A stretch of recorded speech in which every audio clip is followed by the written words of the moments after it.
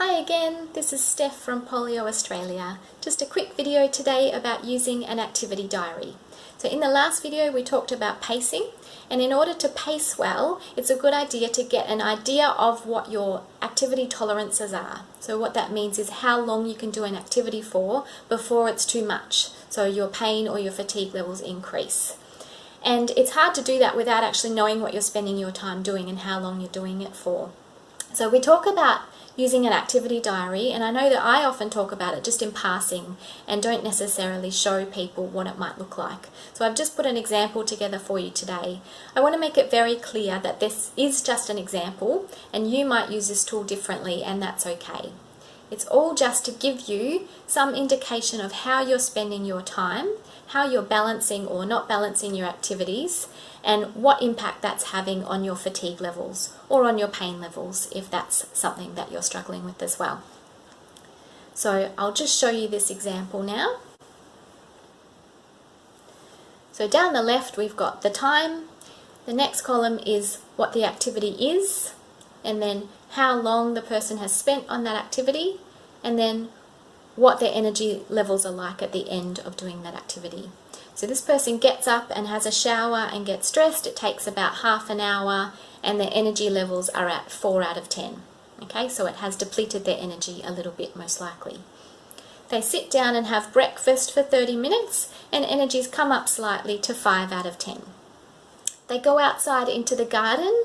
By the end of an hour of gardening, energy's down to 3 out of 10. But they've still got stuff they want to get done, so they do half an hour more gardening, and by the end of that 90 minutes, they're down at 2 out of 10. They've still got a few things that they want to get done, and they've decided that they'll have a rest afterwards, so they go out again, take the washing off the line, bring it in, that's another half-hour activity, and energy's way down at 1 out of 10.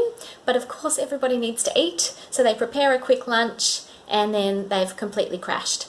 So they spend the next few hours in bed at 0 out of 10. So they've got no energy, so they're staying in bed, which is understandable.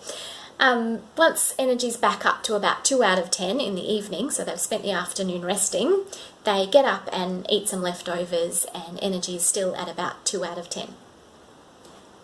In this next slide, we have the exact same information, but it's color-coded. So I know it would have looked nicer probably if I had highlighted the whole row, and you might choose to do that too. It just didn't work for the video, so I've only changed the color of the text. But you get the idea. So the active things I've put as red, the restful things as green, and I've just chosen to make eating meals orange. It's up to you what you do, but I just thought it's not quite fully resting because you've sort of, you've got to get up and get the milk or the salt and pepper, you're sitting up, etc. But it's not really that active either. So I chose to make it orange. You can do whatever you like, but the idea is just to give you a visual sense of how you're spending your time. It might be helpful for some. So the active things in red and the restful things in green.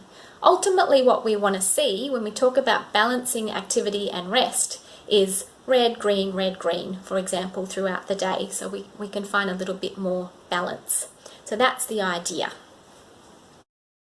So that's just a couple of examples of what an activity diary might look like. As I said, yours might be totally different, and that's fine.